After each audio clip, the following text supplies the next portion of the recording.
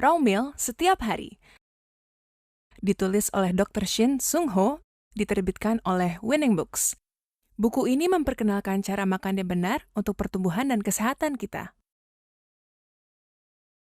Melalui riset ilmiah dan penelitian yang panjang, penulis yakin bahwa manfaat raw meal untuk semua orang.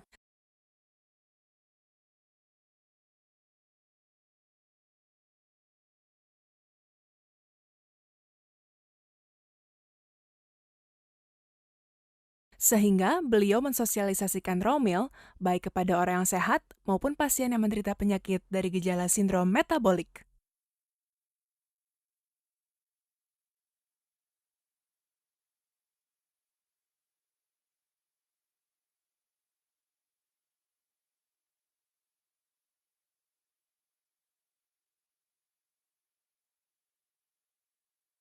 Apa kabar? Nama saya Dr. Shin Sung-ho, penulis buku Raw Meal Setiap Hari. Hari ini kita akan mempelajari detox melalui diet.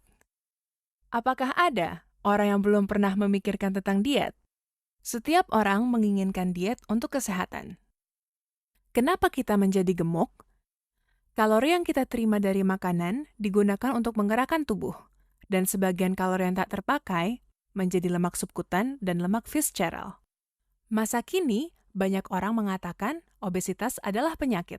Obesitas adalah jalan cepat menuju kematian.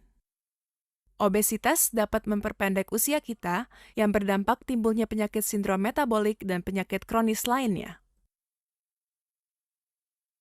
Yang terutama, obesitas dapat menyebabkan penyakit pembuluh darah seperti hipertensi, hiperlipidemia, dan aterosklerosis. Kegemukan dapat mengakibatkan kekurangan insulin yang mengontrol kadar gula darah di dalam tubuh kita, sehingga terjadi resistensi insulin, yang akhirnya orang tersebut sangat mudah terkena diabetes. Kegemukan mudah memiliki hati berlemak karena lemak yang diproduksi di dalam tubuh susah mencair di darah kita, sehingga lemak bertumpuk di hati. Akhirnya fungsi hati semakin menurun. Hati berlemak dapat mengakibatkan rasa lelah dan penyakit batu empedu. Obesitas membawa penyakit artritis karena kelebihan berat badan yang membebankan tekanan pada pinggang, lutut, dan kaki, sehingga sendi dan otot kita lebih cepat rusak dan menjadi tua, yang akhirnya mengakibatkan artritis. Obesitas menyebabkan ketidakseimbangan hormon pada wanita yang dapat menurunkan fungsi ovarium, sehingga wanita mengalami gangguan datang bulan, gangguan kehamilan, kanker payudara, dan kehilangan libido.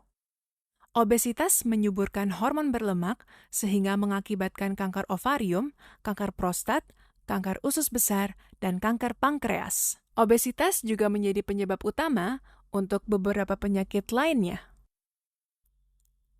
Obesitas terjadi karena ketidakseimbangan antara kalori yang masuk ke dalam tubuh, kalori yang terpakai, dan sisa kalori yang tak terpakai akan bertumpuk di dalam tubuh menjadi lemak. Akhirnya, lemak membawa penyakit sindrom metabolik seperti hipertensi, hati berlemak, aterosklerosis, dan diabetes. Sebenarnya, kita sering mencoba diet untuk menjadi langsing seperti orang pada umumnya. Tapi kebanyakan diet kita gagal. Kita pernah mencoba diet dengan cara berpuasa. Tapi kita tahu bahwa diet dengan berpuasa tidak akan berhasil. Bagaimana cara diet one food diet? Banyak orang menganjurkan bahwa makan satu buah saja, seperti diet dengan pisang, diet dengan tomat, diet dengan lemon, atau diet dengan daging sapi. One food diet tidak merugikan, akan tetapi ada masalah yang fatal. Tubuh kita mengalami kehancuran homeostatis karena ketidakseimbangan gizi yang kita terima dari makanan.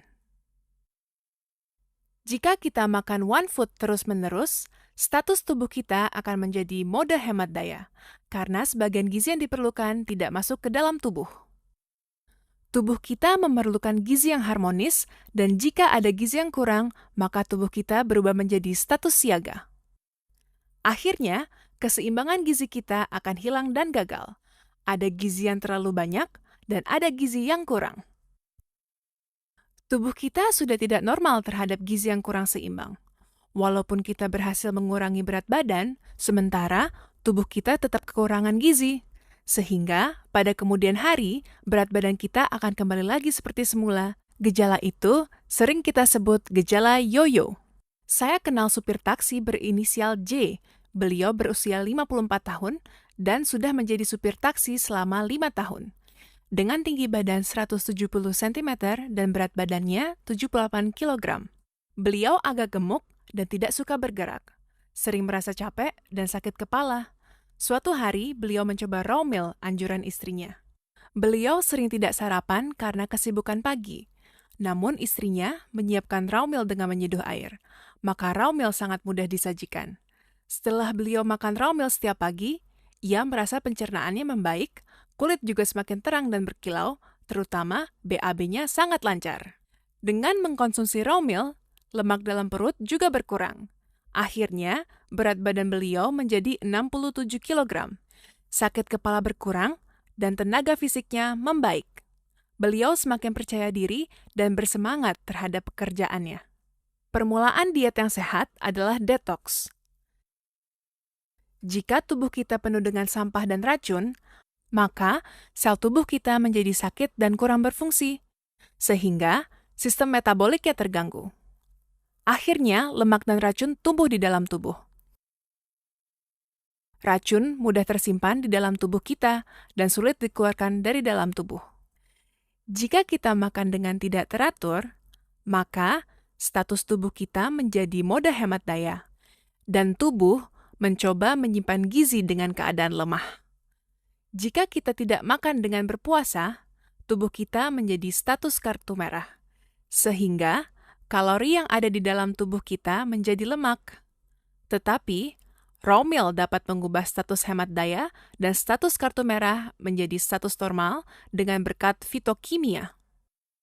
Di antara kita, ada orang yang bisa makan 3 kali sehari, tapi tidak menjadi gemuk.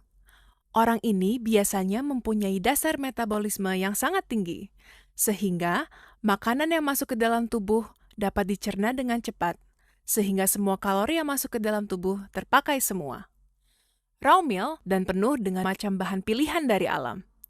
Dasar metabolismenya tinggi, sehingga raw meal dapat menjadi makanan ideal untuk diet Anda. Raw meal penuh dengan serat sereal yang subur dan padat, sehingga dapat mengurangi nafsu makan. Semua bahan raw meal dari alam, sehingga sangat aman untuk diet Anda. One food diet dan berpuasa bisa berhasil, tapi hanya sementara. Tapi sebenarnya sangat berbahaya untuk kesehatan dan akan membawa efek samping seperti efek yoyo. Diet yang tidak baik membawa kerusakan pada kulit, seperti munculnya keriput pada mata, kulit kering, dan kulit yang kurang elastis. Sekali lagi saya sampaikan bahwa diet yang baik artinya diet yang bersamaan dengan kesehatan kita. Diet yang mengurangi berat badan tetapi mengancam kesehatan tidaklah baik, karena pasti membawa gejala yoyo dan mengganggu kesehatan kita. Diet yang benar adalah diet yang dapat mengurangi lemak di tubuh kita. Maka, kita harus berkaca pada cermin daripada alat timbangan. Artinya, kita berdiet sambil mengecek kecantikan kita juga. Tolak ukur obesitas adalah bukan pada berat badan, tetapi pada jumlah lemak di tubuh kita. Sekarang saya sampaikan 3 hal penting dalam diet yang benar. Yang pertama, kita harus makan yang teratur dan juga mencatat setiap hari. Ketika kita mencatat, kita dapat mengetahui bahwa kita harus memilih makanan yang baik untuk kesehatan kita, dan kita harus menghindari makanan yang berlemak tinggi. Yang kedua, kita harus berhati-hati dengan makanan sampingan seperti burger, pizza, dan gorengan. Kudapan seperti ini biasanya berkalori dan berlemak tinggi. Anda seharusnya memberitahu juga kepada orang-orang sekitar Anda, sehingga mereka juga dapat mendukung diet Anda.